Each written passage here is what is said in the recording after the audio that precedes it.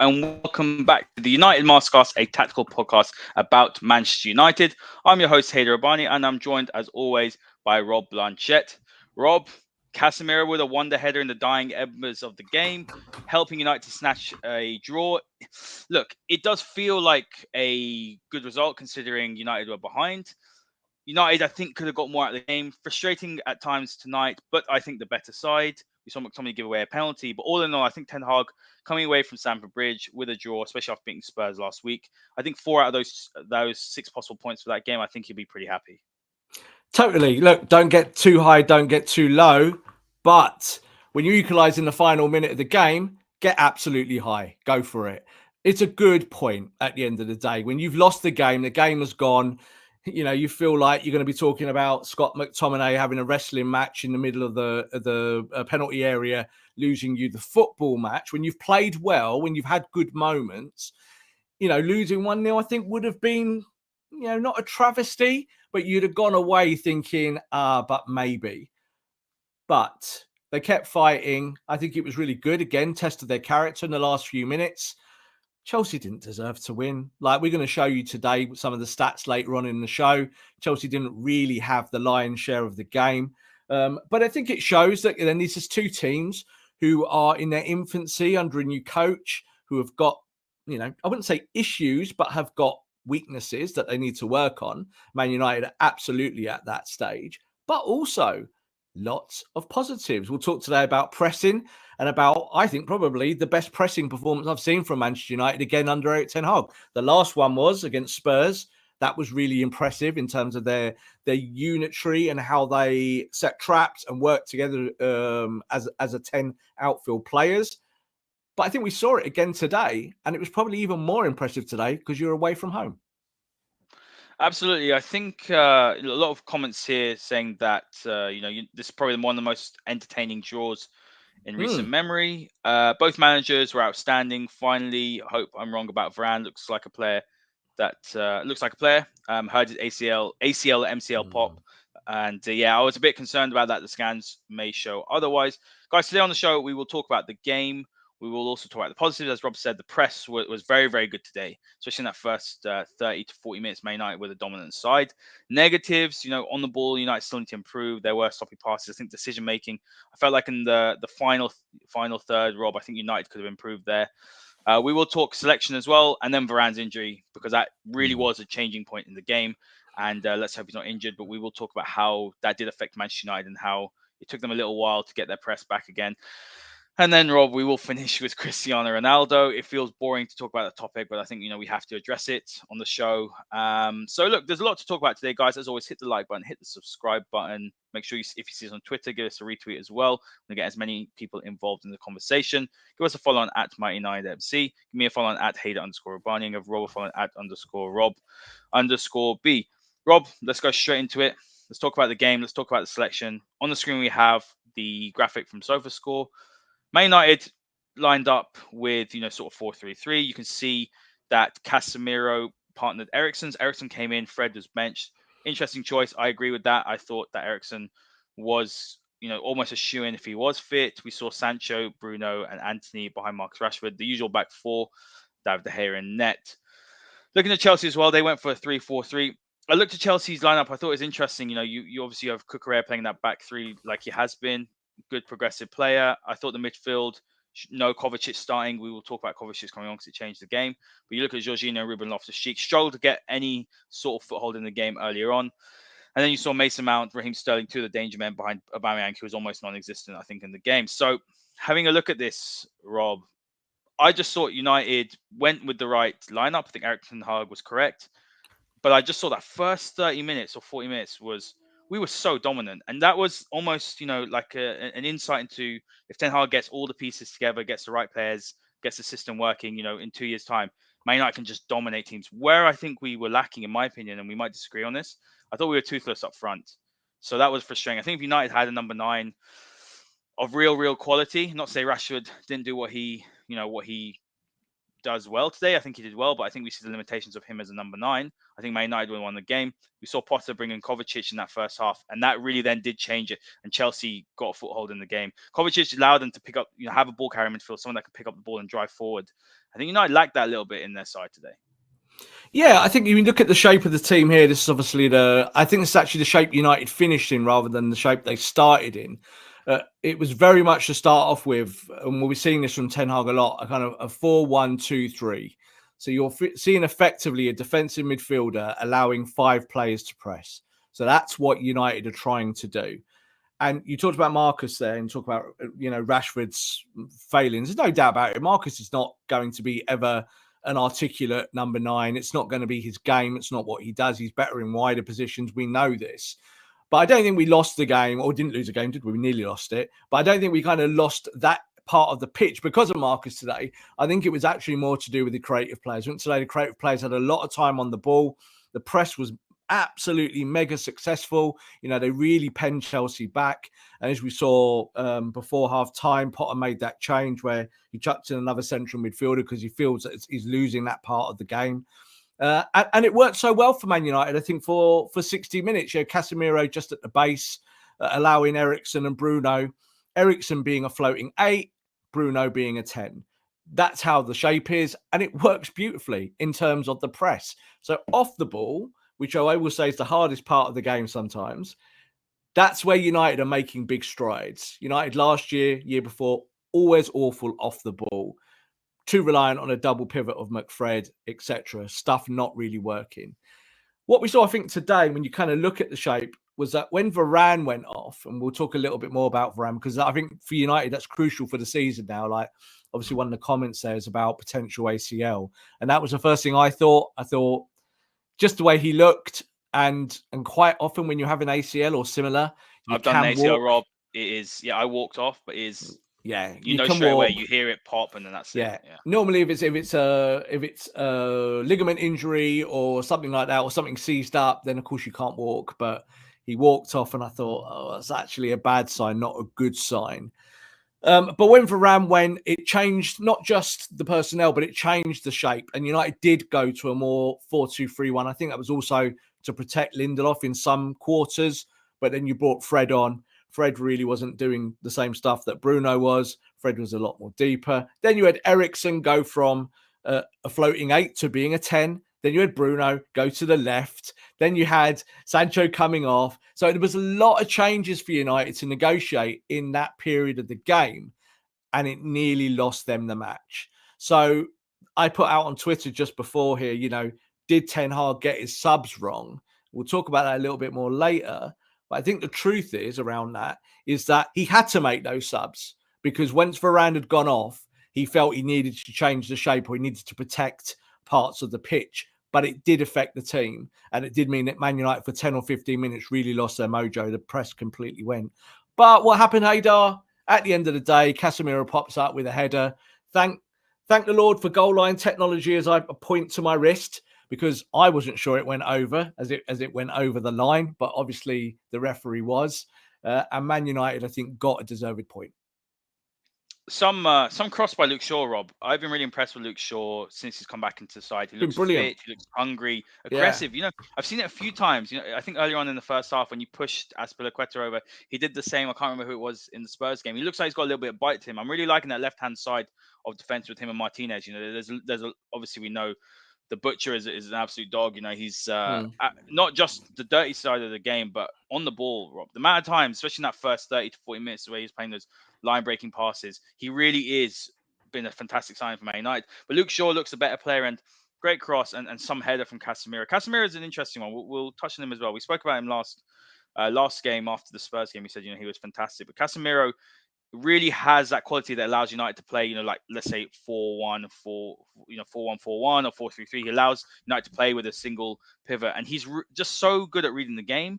But his ability as well to play with his with his sort of picking up the ball back, turning around, and then playing it forward, being able to play these quick one-touch passes. He completely has changed Man United's game. We've seen for years and years with McFred, United haven't been able to do that. So they've got someone now comfortable in possession, and then when you've got Martinez there as well, it's really helping United.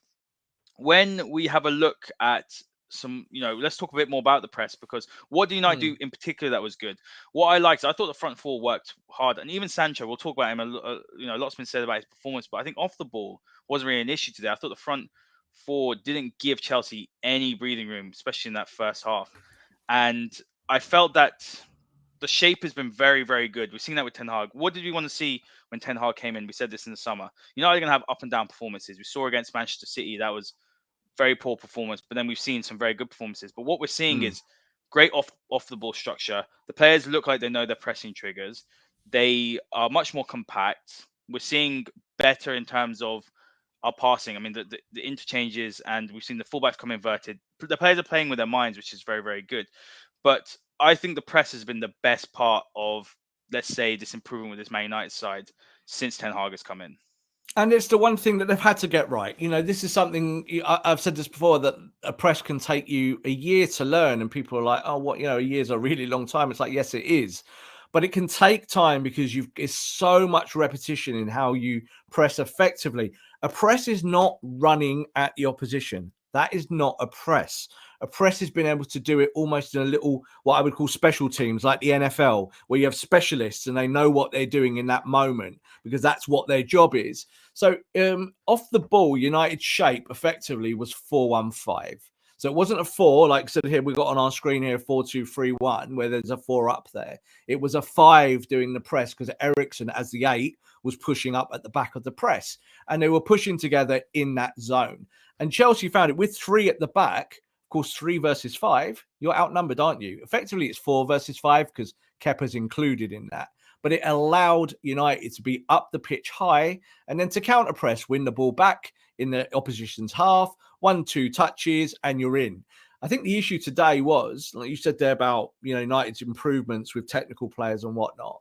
I think it still showed today that is still the weakness, and I mean that across the whole of the pitch. It's not just a thing, in terms of talking about a striker or a number 10 or something like that. United have got technical players now. It's just that they're not all doing it. So we'll talk a little bit about Jadon Sancho today.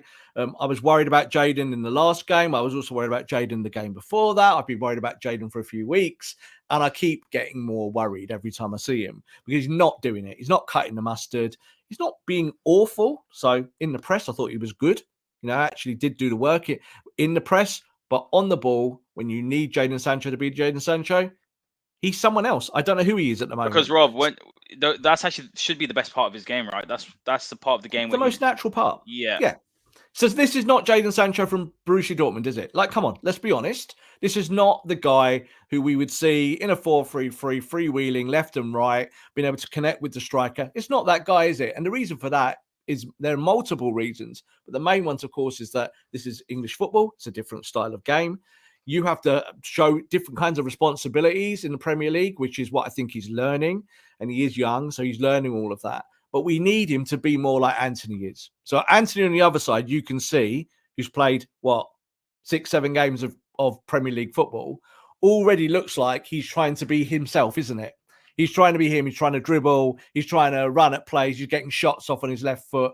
Wouldn't it be nice if he had a right foot, but he hasn't. But then you look at Jadon on the other side, and Jadon looks inhibited. Jadon, a lot of the time, is like, am I pressing? Actually, do I go short? Do I play 1-2s? And you talked about Luke Shaw at the top of the show there. Luke Shaw held that left side together today because Jadon Sancho wasn't. So Luke was the one driving the ball and overlapping and trying to do all the work that you'd want Jadon to do. So, one or two things there. You look at it, I think Sancho said didn't have a particularly good game. We lost Varane today. That exposes United, I think, in the weeks ahead with Lindelof, because I just do not believe Lindelof is good enough. And on the flip side of Luke Shaw was Diego Dalot, who I think, again, is just very hit or miss, just on the ball, very poor, off the ball, better, So there's a balancing act here for Man United. And I think for Ten Hag, this is so very much a work in progress. You will get better, I think, once you manage to get Martial back in the team. And that will allow Rashford to go maybe in Sancho's position. And you'll just have some more pace and connectivity in that part of the pitch. Rob, just going to read out some of Ten Hag's comments. Thank you to all for posting them in the chat here. So Ten Hag has said, I have to make a big compliment to my team to fight back with a fourth game in 10 days. You see the spirit and how they dealt with the setbacks. Yeah. Really good. Yeah. I mean, agreed there. Look, United fought right till the end. It would have been so unjust. I tweeted it if United lost that game. They were the better side, and we'll look at some of the statistics later. I don't think Chelsea really created any clear-cut chances. I would say maybe the header with Chalobah Mm, before the penalty. But barring the penalty, I just didn't think Chelsea were particularly good. And especially when you saw Potter have the number on Ten Hag early on in the season. I know it's different. He's coming to a new side.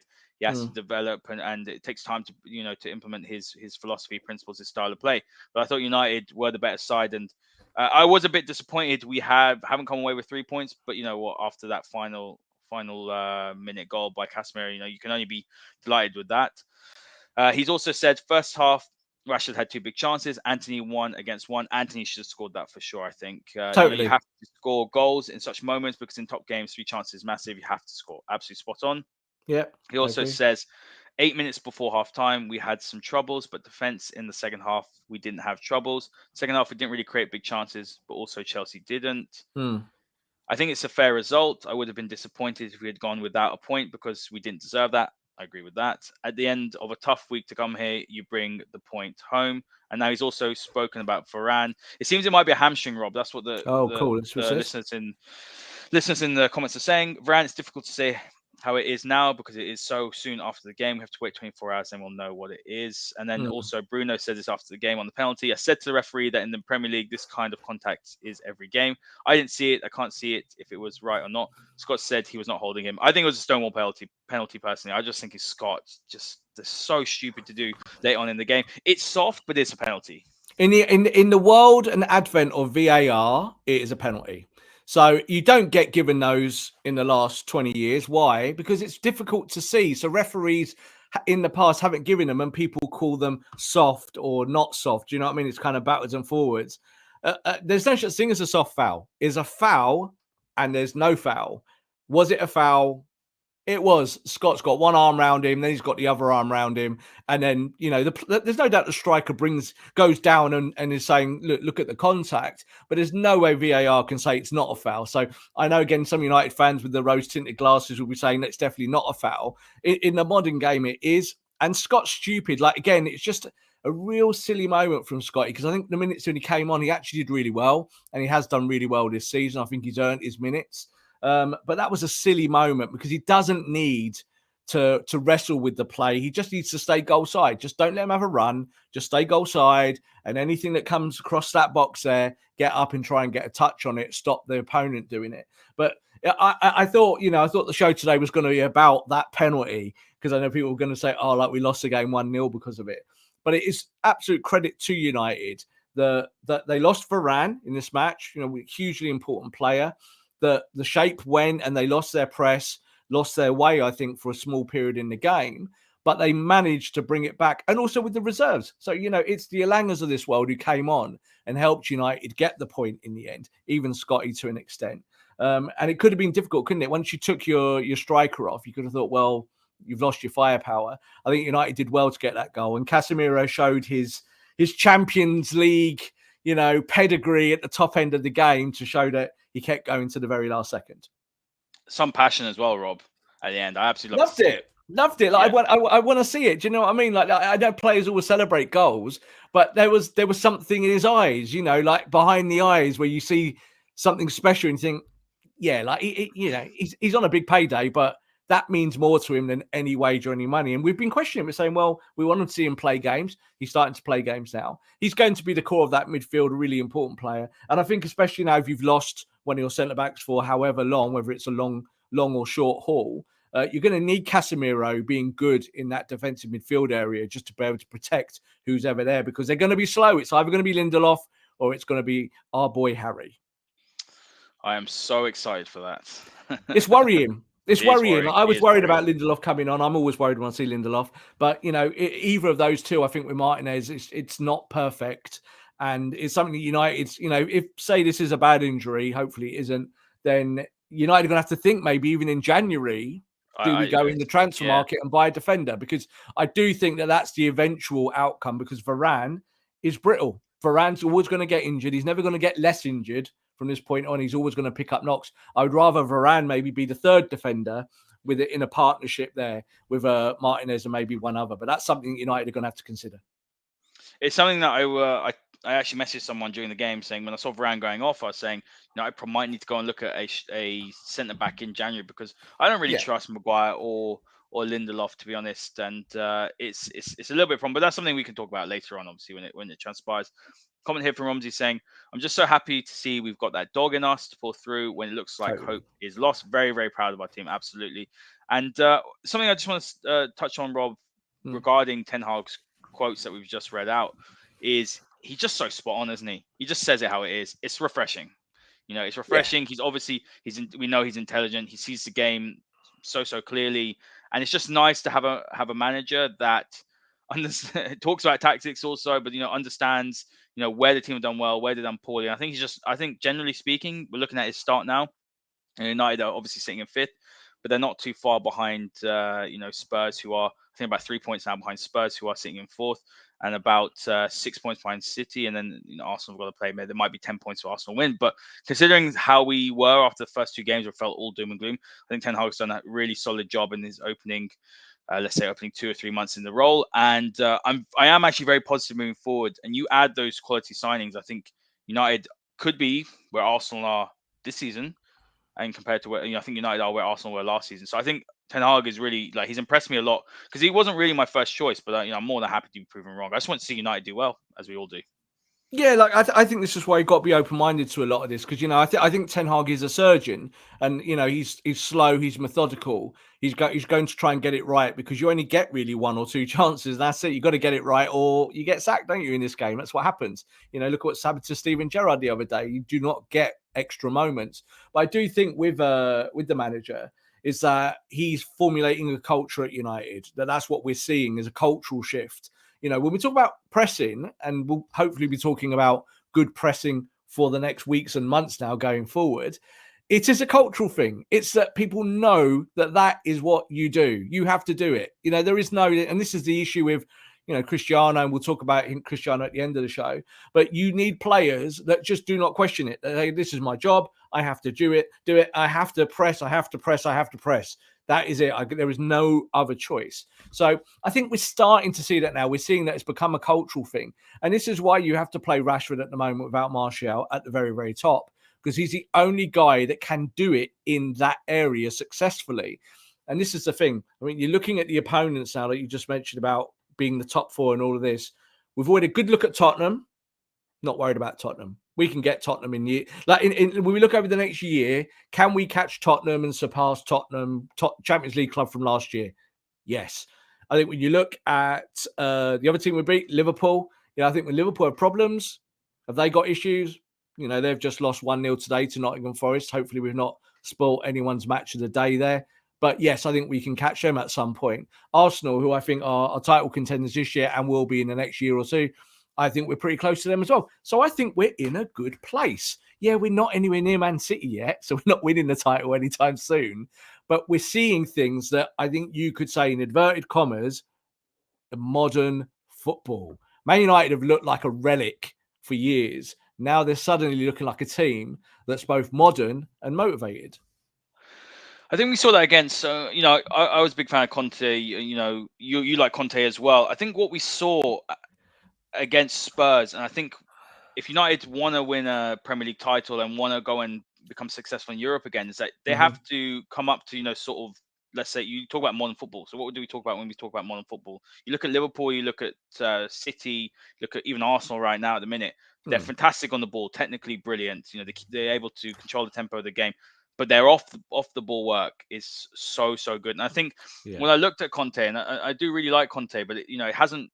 Spurs haven't been great, but when you saw United play against them, it's about sustained pressure, being able to keep the ball and consistently sustaining pressure on the opposition. And I don't think in a 38 game season, for example, someone like Conte can win the league now when you've got you got Pep, Klopp, Ten Hag. I'm going to say this, Arteta in the league, because their sides, I think Conte's sides maybe relinquish possession, whereas the other teams hold on to possession, and then, like I said, the sustained pressure. So I think that's the positive for me about Ten Hag, is that I can see similarities with the way that Pep sets up, and that makes me positive, because United haven't had that even under Fergie. I wouldn't say, sustained pressure. I wouldn't say we used to go to Arsenal, didn't we? We weren't the most beautiful side sometimes when we used to beat them. We maybe play on the counter. So that's what I'm positive about, is that United are now finally going to have a modern manager, and they're going to play modern, like you said, modern football. So I think that's exciting. Yeah, completely. And I actually think now we've seen it for a little bit, that for me, there's no doubt that no matter what Conte has done in the past or what Conte does now, that Eric Ten Hag is a much better suited coach for Manchester United. Because it's for Ten Hag and the way he plays it and the way that he wants to build it, it is all the modern fundamentals that have been pushed through in football for the last 6 or 7 years. So that's what we're seeing in terms of the shape and the desire and the second chances and the kind of implementation of old style Gagan pressing with like modern pressing. All of those things are there and current, and it's the stuff that you're seeing from the Guardiolas of the world. When you look at Conte's a little bit old school. Conte's team will get deep, deep, deep. He'll get 5 at the back. He'll get 7 at the back. He'll clog up the channels. There's nothing wrong with that. But that's much more Jose Mourinho from 10 years ago and what we saw at Manchester United, where he was our coach, than, say, some of the modern teams. And what I'll say is this, is that the word modern can get overused. The reason why we use it in a positive sense is that those teams playing that style of football winning all the trophies. That's what it is. So you could have gone back to when Inter won the Champions League, playing a kind of, hit on the break style of football, which was a bit unfashionable, but it was winning them a title. So that's why they did it. That's why Mourinho did it. And I think that's why Jose was stuck with it. But I think when you look at the best coaches and the tacticians, look at who we play today with Potter. He's one of the top tacticians, I think, in the country and in Europe. And he'll get it right there. They play a more modern style of football. You either play 3 at the back and play that kind of 3-4-3, and you play passing football and you do it that way and you keep possession, or you're doing what United are kind of doing with this kind of 4-1. It's a 4-1-5. It's effectively playing higher up the pitch, and the best teams do that now. You have this attack, you overload, you get the ball back quickly, 1-2 touches in the box, in the goal, and it's an exciting brand of football. It started well for Ten Hag, and I think he can only develop it from here. And I think that there will be a ceiling though on what we see based on the players in the squad. Like ultimately, and then at the end of the day, he needs a couple of additions to take it to the next level. But largely speaking, when you're looking at the players, a lot of them are the same players that we had last season under Ranić and under Oli. So I think that's the positive. We always said when Ten Hag comes in, he has to improve what he's got. And I think he's doing that. Generally speaking, I think he's improved. Nearly every single player. Obviously, some of them, he, I don't think he's improved Ronaldo, but there's other issues there. We'll talk about it. But mostly speaking, the players have improved. So I think that's exciting. One last thing, Rob, before we look at some of the statistics from the game, is that when you have a look at, we talk about the cultural change, the signings have been so key. Martinez coming in, Casemiro, Anthony, Malacia, Ericsson, all of them, fantastic mentality, quality, great work rate, great attitude, buying into what the manager wants. That is completely shaken up what we were calling a toxic dressing room not that long ago. So I think that's a really real positive. So there's so many components to what makes a successful project, right? Obviously, we talk about the tactics of the manager, the mentality, the man management, but who you bring in through that door and who you integrate into that squad and who you rely on as a manager as your generals is so important. And Martinez, for me, epitomizes that. Casemiro has been fantastic in that respect as well. So moving forward, United need to bring in the right characters again next summer and keep on building. And I think people are expecting a quick fix as well. We all get frustrated. I mean, look, I think United, there are deficiencies, there are frustrations. I think they should have won the game today. But I know that until he brings in maybe a number 9, a new goalkeeper as well, who's comfortable playing out at the back, brings in a progressive midfielder as well. I think until he has those pieces, United are still going to have a couple of up and down performances, or 45 minutes of great football, 20 minutes shaky, and then they might be able to rescue it at the end. Yeah, look, that's half a team you've just said that we need. So that's quite a lot of players. So you're right. I totally agree with you on that. And I think everyone has their own preferences about what they think they need to see or what the team needs. I try and kind of detach myself as a fan maybe as well from those things, because I think that they are technical and tactical. And that's kind of why we do the show, kind of look at it in isolation. And you could go from De Gea at the back, who I think has been better in the last few weeks, both on the deck and his normal game. But it's quite clear that David De Gea is not a modern goalkeeper. We're talking about this, aren't we? We're talking about modern football, aren't we? We keep saying this. So, you look through it and, Christian Eriksen's come in. And I think Christian Eriksen, only a few months ago, most Man United fans would have gone, oh, no, we don't want him on a free from Brentford. But yet Christian Eriksen has revolutionised that part of the pitch, even though he didn't play particularly well today against Chelsea. So I always think it's a bit horses for courses. I know people crave the striker and they crave, the kind of big top players and whatnot. But I think you kind of got to do it piece by piece. I think Man United would be a lot better if they had a Luke Shaw type player on the right-hand side of the pitch. So if you had someone do what Luke Shaw does on the left, and they were doing it on the right, but people say, oh, Delay's played really well this year. It's like, well, he has played well to an extent, but he's also got deficiencies. Now we obviously have to see how good United are without Varane, however long that is. So I think it's a real picky process, and it isn't as easy as stick another 4 in there and that's it. I like the idea that Ten Hag just does it one player at a time. That's what I like. So you just said there, United kind of being good for 60 minutes, they're maybe not good for 20. I think in this game today, even though they lost their way in this game, they certainly did, it was because of stuff happening. It wasn't just random. So United last year, it was always random, wasn't it, Haider? 45 minutes, brilliant. They come back out, it looked like a different team. He's like, who are you? Don't recognise you. Rob, let's actually talk about that big moment. Varane's injury. Yeah. United essentially had to change 3 positions. So let's talk that through. Yeah. Go on, I'll leave it to you. Well, look, Varane going off the pitch meant that obviously Lindelof had to come on. You didn't have any other choice from that. But straight away, the manager identified that obviously Lindelof might get run. You've got Sterling on the pitch. You've got Aubameyang on that side of the pitch. They might run him. And that's what I was worried about straight away. So what did they do? They went to a double pivot. Casemiro sat in there. You actually saw he was kind of playing between the centre-backs at time and between Delo and just clogging the channel effectively. But that stopped United pressing. And when United stopped pressing, they just looked like a worse team. But it wasn't, Haider, that they were like just magically changed because they just had a brain fart like they've done in the last 2 years. It was actually something tactical. So they couldn't handle that tactical change. They couldn't handle changing 3 in 1, even though I think the manager did the right thing with his subs. He knew why he was making those subs. But it's like we say about personnel. That's the difference. Like if you're bringing on a McTominay, bringing on a Lindelof, bringing on an Alanga, they're kind of the upgrades I think you're going to be looking at maybe more in the short term than, say, upgrading a Rashford through the middle, upgrading a Martial through the middle, upgrading a Ronaldo, of course, eventually. Well, it's not like for like, is it? You're almost changing system, and I think that's the key that people have to remember. It is, and it's also buying a player, whoever that player is, player X, who fits your philosophy and your culture. And that's what's really important now, is that United just don't go and buy the next big thing or whoever, spend a load of money and everyone goes, oh, I'm excited because they're a shirt seller. No, you got to go and find the right kinds of players. And they're out there. They really are. There are some really, really good players out there. Ironically, I had a conversation with someone a couple of days ago actually about this, and I'll drop it in here because I think it is pertinent for what we're talking about. People are talking about strikers. You talked about it. I see in our comments, people are saying we need a striker. If you did need a really big name striker and you wanted a big name striker, the person who'd play this system really, really well is Harry Kane. So that's a really kind of, someone asked me. So people will go, oh no, or some might go, oh yeah, I like Harry Kane. But if you're going to play this kind of 4-1-2-3 like style and push 5 up in a press, and Harry Kane's going to be your guy that does the press but then drops out to receive the ball because you want someone who's a ball player.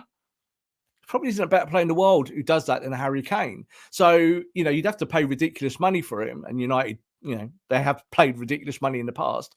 But then there is that option in it. Then there's other players like Osimhen and players like that who you could go and get with different styles. But I think you're going to need someone who is savvy, who kind of knows that role already and can do it. Because otherwise, you bring someone in who's young for a year or two, it might be a case it doesn't work. You've got to get them into the culture. But I think Harry Kane, actually, if you're trying to get one, all size fits all, and you're going to buy a striker, and if he's available, say, at the end of the season, Harry Kane to Man United to be the championship piece, like, Van Persie? Have they got the other pieces in place at that point? Is he going to be that player who can score you that 30 goals a season up top, but also do the pressing, but also pass the ball, also link with the midfield, help Bruno Fernandes, help Anthony, help Sancho? Who knows? I think we'll talk about Sancho a little bit later, but I do honestly think that I do lack a focal point in the team. I'm not talking about some big target man that's going to hold people up, but someone who really knows that role inside out, Rob. Like I think Rashford's doing a decent job but I still think that we've seen him play off the left, and I still think he's more effective when he's when he's basically given that free reign to run that run down in the inside channel. I just think that looking at Marcus as a number 9, I think the hold up play is still a little bit of an issue. I think he does the press well, but I just don't think he still looks 100% natural. You might disagree with that. I think he's doing some great things off the ball, but I think on the ball, I think he's just more comfortable playing off the left. It might take a little bit of time. I think Harry Kane's a great shot. Someone asked me Ivan Toney or Harry Kane, and obviously, if you think about it, you say Kane, but I think Tony gives you a lot of upside as well. He's got more longevity. It's an interesting one. It's something that I think we could, will develop maybe as the season ends. Because I think Harry Kane, I'd be surprised Spurs don't hit top 4 and get the Champions League spot. I think it'd be interesting. Cohen's asking the price for Harry Kane. That's another one. But look, Cristiano Ronaldo will leave at the end of the season. That's $500,000 off your wage bill as well. Yeah. So I think it's just an interesting one because I think United are probably 3 players away. I know it's the spine we're talking about, from goalkeeper, midfielder, and striker. But I think they're 3 players away from challenging next year seriously and being consistent to do that. Because I trust Ten Hag's tactics. I trust Ten Hag's system. I trust what I'm seeing with my eyes. But it's quality needs to come in certain areas. Yeah, look, it's talk about strikers, about what they do, and you talk about hold up play and stuff like that. I really don't think that centre forwards do a lot of it anymore. You don't have to be particularly strong with your back to goal. It's just not something that most forwards do anymore. Forwards run that channel, they stretch play and they close down and they link. So there's a little bit more one touch football, and I do think that Marcus is he's okay at those things, but he's definitely better coming from the left hand side, no doubt about it. I think the only team in the Premier League that really does it with at the higher echelon, of course, now is Man City with Haaland, because Haaland is a finisher and that's what he's born to do, and he's a proper old school 9 in that way. But he doesn't adversely affect the other parts of the pitch for City. Whereas you look at, I think Arsenal, Jesus is not a traditional 9. He moves left and right. He can do all that stuff. He can kind of link play. Look at United now with Martial and Rashford. They're not traditional number 9s. You look at this Chelsea team today. Aubameyang is a goal scorer, but has played on the left for many years. Did it at Dortmund before he went to Arsenal. Sterling, of course, again, goal scorer, but again, not an out-and-out centre forward. And he got Mason Mount there in this team. Certainly not a centre forward. So when it's about kind of the Rubik's Cube now of interchanging stuff. And that's where football has gone. So that's what I think United need to go out and buy. You need to go and bring in a player or bring in players that allow you to do different things. And United have just been rigid for years. Under Solskjaer, that was the issue, is that you were buying good players, going far back as someone like, let's go back, Sanchez and Lukaku. Yeah, look at these 2 players. And you look at the reasons why they failed, and it was because they were just so one-dimensional. So, Lukaku could score you 30 goals, but only if you gave him the Lukaku style of goal 30 times in the season. It didn't, if you stopped him, he wasn't going to score goals. So I think that's the issue. And I think that you see the top teams now, they're all looking for those fluid strikers that can link the play, but get you going on the press. You get, as I said, 1-2 touches, you're in the box, you shoot, you score. Today, like you said, the best chance fell to Anthony, didn't it? And Anthony really has got the technique, even with no right foot, to just pass that ball past Kepa, because the goal was open on that side. You just got to keep it low and accurate inside the post, and you win the game, don't you? And that's got nothing to do with a striker. That's a wide player. So this is why I think we talk about Jadon Sancho and maybe the attacking players like Bruno, even Eriksen to an extent, because they're the ones that win you games, Haider. It's not really the 9, it's the players around the 9 and how they all link together. And I think that's the good thing that we're seeing, that even though United haven't got this classical number 9 or a Haaland, they've now got to take that next step, haven't they, to scoring more goals. But I think that's shared before, the front 5 or 6. They've all got to contribute towards that, because that's how you're going to win football matches in the long term. Rob, let's just look at the statistics from the game. Just touch on them quickly. United had 13 shots, Chelsea 6. So look, as we know, United dominated. The conversion's poor, 7%. But United did create more, and I think that sort of, we shouldn't look at stats in isolation, but I think this does show that, United were the better side. And if they come away without even a point, I think, it would have felt like a very frustrating defeat for sure. Totally. And I think when you look at this, I think the one that jumps out at me straight away, open play, Chelsea 3 attempts at goal, United 11. So United almost 4 times as many attempts on goal as the home side. Now, that's not something we would have ever seen at Stamford Bridge over the last few years, would it? Even when we've beaten Chelsea at Stamford Bridge, you might have nicked it, you might have sucker punched them, you might have got a counter attack goal. What you're seeing here, United, only one proper counter attack in the game, but the counter press is taking away the counter attack. So that's why I think we're seeing those stats kind of lessen. 13 shots overall, as you said, a horrible conversion rate, but it doesn't really matter in this kind of game. And I think you just see with United now is that if they can be more creative and just get that final pass correct, and I mean it from the fullbacks as much as anyone. So I'm talking about Luke Shaw and Delo more than anything, because they're in those areas to get those balls in. If you can make that pass perfect, you don't really need a number 9. You just need a forward that can put a ball in the net from 6 or 7 yards. Do you know what I mean? So most of these guys can do that. All of them. You see today, Casemiro with a header. He's a defensive midfielder, and he's the one who gets you a goal. So you can score from other parts of the pitch of other players. So I think when you kind of look at that and you look at the stats, Potter will look at that and he won't actually be happy. He'll be looking and think, right, 3 shots from open play against Man United, who are playing up, pressing high. Why did we not break through their press? Why did we not create enough in front of the back four? Oh, they lost for Varane, and we still didn't win this game. So I think Potter will actually have more questions for his team than Ten Hag. The crazy thing, Rob, is that United were the away side as well. That's the biggest positive. United the away side and the better side. I think that's the side of it, is that that this is a tough game. You get to Stamford Bridge. It's a difficult place to go to any day of the week. But there was a good formula to start off with from the manager, and the players kind of doing it. And as I said, just losing their way because those positional changes that I think were enforced, they weren't something that I think that Ten Hag really wanted to do. And you lose your World Cup winning centre back on the right side. That made me itchy. I thought to myself, this is where you could lose the game. And then when they scored from the penalty, I was like, oh, I'm not kind of surprised. Absolutely, Rob. Let's touch on Jadon Sancho here. We have a graphic up on the screen. Look, poor performance, I think. When you're looking in that first half where United were very, very dominant without having anything to show for it, but played some really good football. Jadon Sancho was quite clearly, for me, the weak link. We've seen that this season as well. He had a good start to the season, a couple of goals. He looked pretty decent in terms of his link-up play. I don't know what's happened in the last 3 weeks or so, but he's really dipped. He's looking passive. He's not really taking his man on with much confidence. I think there's a confidence thing here. It's not as if he hasn't got quality and behind him. And Luke Shaw's been in really good form. Luke Shaw looks like the player who's showing more aggression and trying to do something on the front foot. I would say the other thing about Sancho that's frustrating as well, and you can see here, he only had 1 cross in the game. The amount of times he's got the ball and then he just sort of, he does a couple of step overs and looks back in and pass back in. Like, have a shot or put the ball in there, do something with it. And that was frustrating me, that United were doing so well in that, the first and second phase, but in the final third, they were really, really hesitant or overplaying. And I think a lot of that came from Jadon Sancho on the left-hand side. We're both massive fans of his. We know what talent he's got. And I'm still not writing him off. A lot of people are writing him off. You don't get, 20 goals and 20 assists. I know it's the Bundesliga and people say, oh, well, the Bundesliga is a poor league.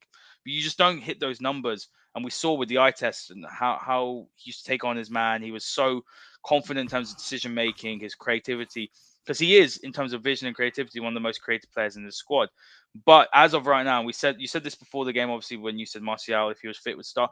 I said it last Masterclass that, should Martial come back, Sancho's the one sitting on the bench, Rashford and Antony on either flank. But when you look at this, 26 touches, that's all he had in his 50-odd minutes of football. He had 5 minutes after halftime to try and prove something. He gets hooked. 65% pass accuracy is poor. Did the off-the-ball work well, and people overlook that. But that was something we said last game he was poor at. But it is a concern, I think, that he's such a big star signing, and he hasn't really found his feet yet. I'm not giving up on him yet, but if United go and get someone like Gakpo and they go and get a striker, Jadon Sancho's gonna have a real fight to secure that spot on the left hand side, because that right hand side right now, Antony's got it locked down. Yeah, look, he was ill kind of 3 or 4 weeks ago, and I think that kind of corresponds with his dip in form.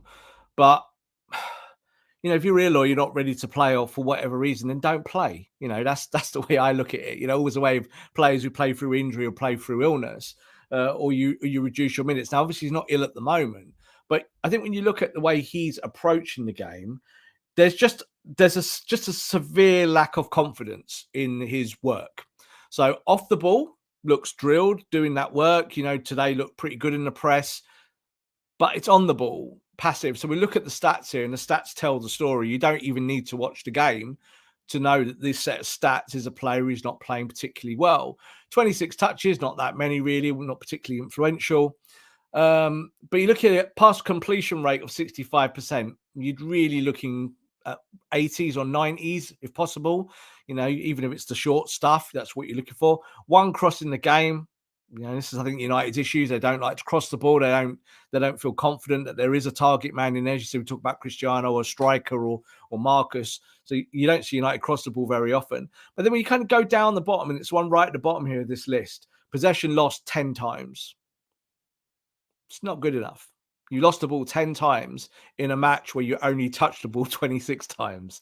So I think when you kind of look at it, it's quite funny, like listening to the commentary team on Sky talk about it, and they were talking about who should come off, and maybe they'll bring off Eriksen and all this. And I was like, no, they're going to bring off Sancho. It's obviously going to be Sancho. It's obviously going to be Sancho. Does anyone know like what this team does? It's pretty obvious. So it was always going to be Jadon Sancho, and it was no surprise, of course, to me. Again, I tweeted it before the game that I thought Bruno Fernandes would end up in the middle in this game. I just felt it, especially with Eriksen, and you ended up with Eriksen kind of going central, moving forward later in the match. Obviously, Marcus came off. You had Bruno going left, and then he kind of went through the centre, and then Alange went left, and it was all very messy. And I think once you got to that point where people were a bit like, I don't quite know what I'm doing here, that's when United really were exposed. That's when Chelsea, I think, had their best moments in the game and obviously scored their goal. So I just think with Jadon, like, the jury is out, and he was fantastic back in the day when he was in Borussia Dortmund, and he's a great young talent, and he's skillful and all this. It doesn't matter. It doesn't matter. You're judged on what you do today in your Man United shirt and what you do tomorrow in training. So we don't see training, do we? We see the matches, and he's not playing well enough. So once, as you said there, once Martial is fit, Martial will no doubt come back through the centre. That's a given. And Rashford will move to the left, and that will be the team. So if those players play together and they play well, Jadon's going to have to fight his way back into the side. I think it's very hard for Ten Hag to pick him again off the back of today's performance. Because again, when you look at that, losing the ball 10 times, you can't do it. You just cannot give the ball away that many times unless you really are impactful in the game somehow, like you score or you assist, and you can then get away with it. But he's not really doing that. He assisted in the last game, but it wasn't a proper assist, not what I would, it wasn't out of his amazing creativity. So a little bit worried about Sancho. As I said, I was worried last game, worried the game before. I'm still a little bit worried since he was ill. But I think he's got to come out of the team now, because I just think, we talk about Marcus, and I think Marcus gets a really bad rap, because when Marcus has a slightly bad game, he's the worst player in the world to the fan base. They all hate him. He can't do anything right. There's a lot of people that want Ronaldo. Yeah. Marcus Rashford has said, I don't play favourites with any of these boys or any of these players. I'm not interested in favourites. Marcus Rashford is the reigning Premier League Player of the Month. So people have to understand that there's reasons for this. And Marcus is starting games because he deserves it. And I actually think his off-the-ball work was really good today. Yes, he's always going to miss the odd chance here and there, but there's going to be a time when he'll get on fire and he'll score 3 or 4 in a row. But is he your long-term solution as the number 9? Of course he is not. But while you're having issues with Mr. CR7 himself, you've really got to find a way to play that role, especially if you're going to have players that carry injuries, Haider. So let's say Martial and Varane both carry injuries this year. That's a big question for the manager to answer, and playing players in there who don't get injured. So bigger questions for the manager to put answers to in the future. But I think at the moment, the biggest issue here is Sancho in the team. But not every, like I said there, someone's put there, no one had an awful game. I agree with that. Again, you can't go to Chelsea and get a point or nearly win the game if you play badly. And I think Man United overall today was many more positives than negatives. You mentioned CR7, Rob.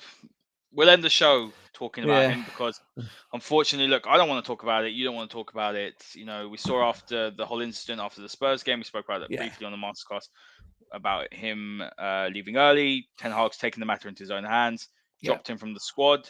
Fine 2 weeks' wages, brilliant in my opinion in terms of setting.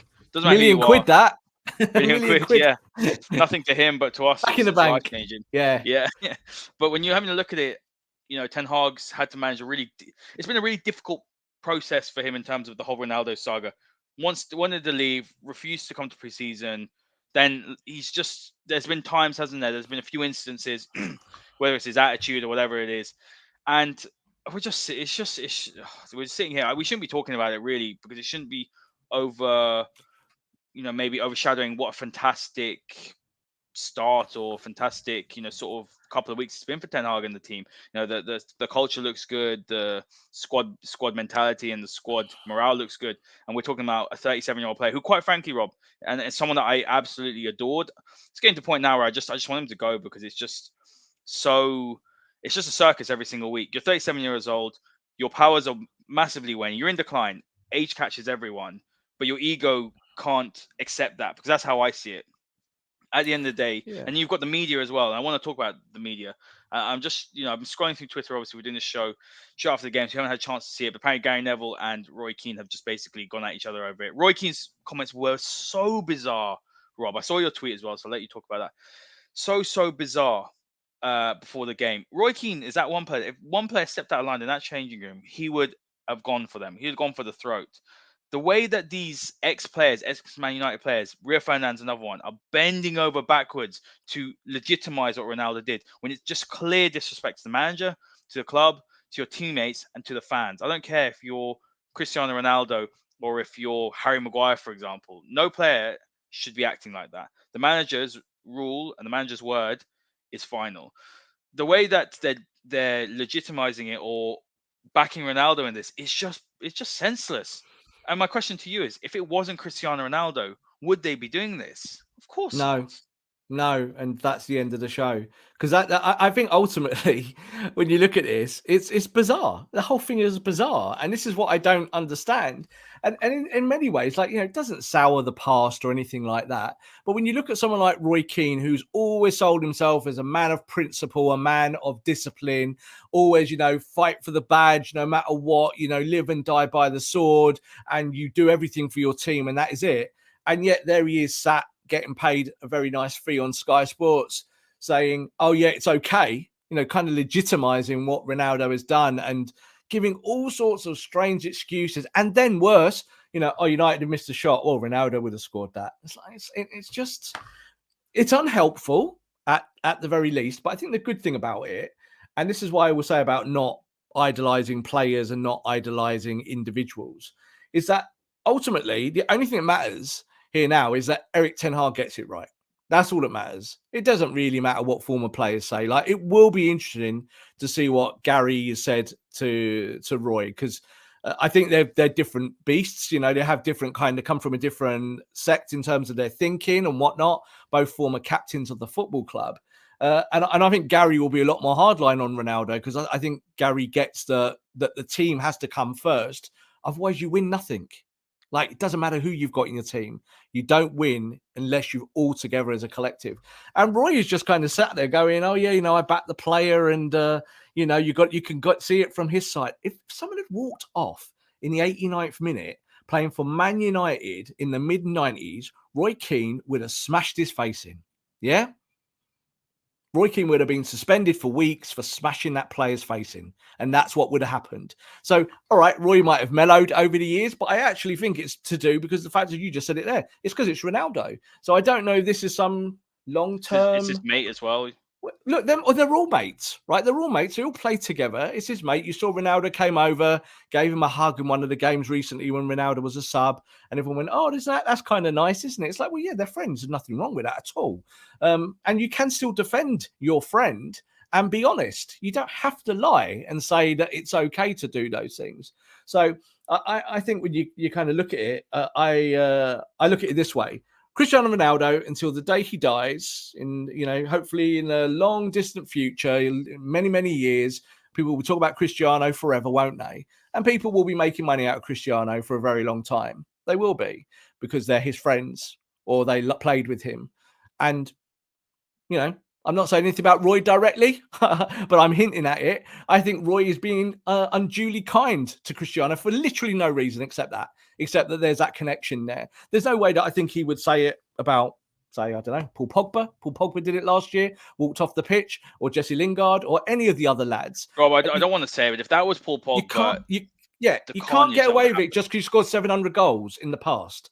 You can't get away with it. What he did last week, walking off that pitch, I've never seen it happen in football before. I said it in one of my other podcasts. I was like, I actually thought about it, and I can't remember a player who's on the bench walk off early in a proper competitive game. I've never seen it before. And here we are, Cristiano Ronaldo, who earns £500,000 a week, doing it and sticking two fingers up to his own team and everyone else in that stadium.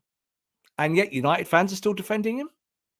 United pundits, Vex players are defending him. I tell you what, Sir Alex Ferguson won't be defending him.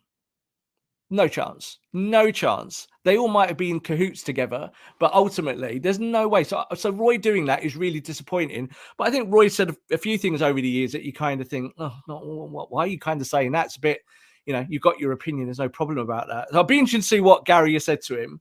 I've heard they butt heads. I've heard from just reading, I've heard they've it's been not butting heads. no surprise. Gary was saying about the team. Roy obviously apparently got very heated, and Sky, the way they always do, they try and pull the plug. They have Dave Jones sitting there going, "Oh, let's pull the plug, lads. Let's stop this conversation." Guys, no fighting. yeah, exactly. Cristiano's got to go. Yeah, that's the be all and end all of this. Yeah, and if it was me, I would terminate his contract. I would negotiate it. I would say, you've walked off. That's gross misconduct. You refuse to come on. Again, we've not talked about that. Have we? You refused to come on as a substitute. Have you ever heard of that recent years, Haider? Anyone of that caliber saying they wouldn't come on for their team just because? So I would be happy, and I said this on the Promised Land as well. I'd be happy if Cristiano never kicked a ball for Man United again, and we played Charlie McNeil. No problem. And we lose games. I'm not interested in people who think they can manipulate the football club and manipulate the fan base, because that's what Cristiano's doing. And he'll go to the World Cup for Portugal. He'll score goals. Of course he will, because that's what he does. And there'll be no issues with that. And there'll all be this, well, why have Man United done this to Cristiano? Such disrespect. Wouldn't we rather Ronaldo be the Ronaldo from 10 years ago, scoring all those goals, 50 goals a year? Wouldn't we prefer that? But if he was, Rob, then he wouldn't be sitting on the bench. And that's the point. We'd all be like this. We'd be like, Cristiano's got to start every game. He's the best in the world. Cristiano Ronaldo is not the best at the club. So that's the bottom dollar. So I think that's the unfortunate thing. And it's going to taint, I think, maybe his exit. And I felt that. Do you remember we talked about this, Haider? We said, Ronaldo, it might be better if he just kind of ghosts away out of the football club and people can forget it, but it's not going to be like that, is it? He's going to cause a fuss as he leaves and goes out the door. He'll go and do his interview and all that. But Rob, the thing is, though, I think the funny thing is, though, time is always a healer, right? There's other players that have left clubs, left United in acrimonious circumstances. But as time goes and passes, you look back more fondly, and I hope that's the case with Cristiano. My last point on this as well is that I just don't see how you've seen Souness pipe in. Piers Morgan, he's just an absolute troll. Like, forget about him. Kevin Peterson as well. You saw him, the cricketer, say United post a picture of him at Old Trafford, and he was like, "Don't you dare post a picture about me. You've disrespected Ronaldo." It's so odd. It's cult-like. It's so bizarre, but. The thing that I don't understand, as soon as I said this, Ten Hag's disrespecting Ronaldo. Ten Hag has a job, right? He's the manager of Man United.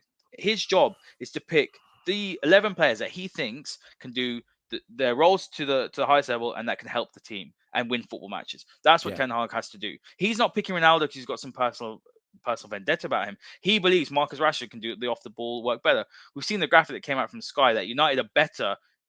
They run much more, they score more goals, they win more games when Ronaldo doesn't start. That's what it's based on. So this is what I don't understand. Where's the disrespect? Now, I tweeted about this saying, these are the pundits saying this about Ten Hag. I think what's happening, this is just my opinion, maybe I'm saying this as a fan, but they're seeing Ten Hag starting to get things right. They're starting to build something. United are going to start being a bit more serious, and that frightens certain, areas in the media and other fans alike, I think. Yeah, I think it's the cult of personality and it's a sign of the times is what we live in, isn't it?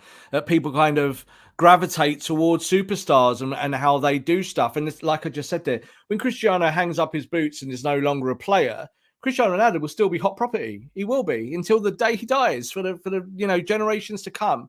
Cristiano Ronaldo is always going to be remembered as one of the greatest players of all time, if not the greatest. Him and Messi did raise that bar. There's no doubt about it.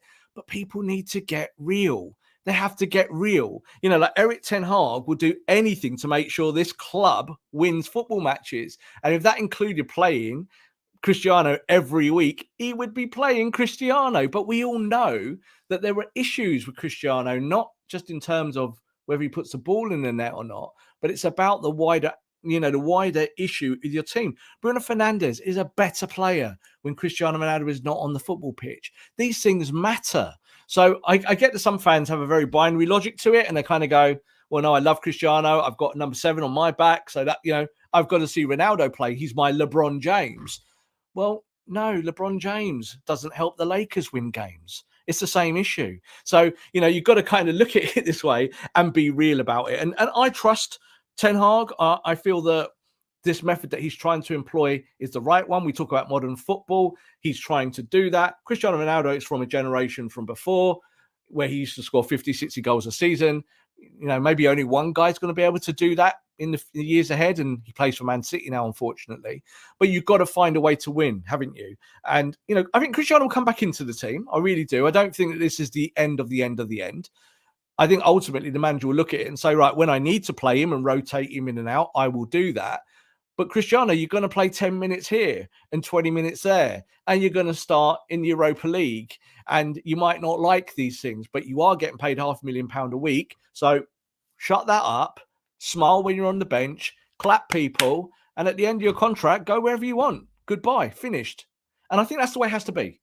And I think United fans need to get on board with that, because I think we've seen a type of United fan come to the club in the last year who just so happened to have a Real Madrid shirt as well and a Juventus shirt. And, they love Ronaldo and they've come to United because of those things. I don't think we need those types of fans. We don't. It's not, it's not a wild judgment, but I think we need fans who actually understand what's going on at our football club and kind of stick to that and support the manager in the decisions that he makes. And I fully support his decision with Ronaldo last week to fine and suspend him and to kick him out of the team. Support the club, support the manager over any player, period. Support that. But yeah, that's who you support. Man United fans. On your chest, not the name on your back. It's that. So I think Cristiano knows this as well. That's the sad thing, Haider. He knows all of this. And when he put that Instagram post out, there was no apology there. And I thought, wow, again, that's another 2 fingers up to his manager. Because he could have said, I apologize to my teammates and my manager, and I'll be all right, and I'll be there next week. Don't worry. Next game, I'll be good. No, he didn't say that because he thinks he's bigger than Man United. I'll tell you what, Cristiano Ronaldo will never be bigger than Man United. It's as simple as that. So we have to look at it that way, and all players have to be treated with that evenness, don't they? They have to, every player, whether it's, I said if it's Garnacho who did it, we'd all be saying, well, Garnacho needs to be fined and suspended. Ronaldo did it, so he needs to be fined and suspended. And fans cannot overlook it just because it's the guy that they love. 100%, Rob. I love that. We'll finish the show on the basis that Ronaldo will never be bigger than Manchester United. Guys, thank you so much for joining us today. As always, hit the like button, hit the subscribe button. Give us a follow on Man United MC. Give me a follow on at Haider_Rubbani, and give Rob a follow on at _Rob_B. Rob, great goal by Casemiro. McTominay gave away the penalty, but Man United come away with a 1-1 draw against Chelsea. We'll see you all next time.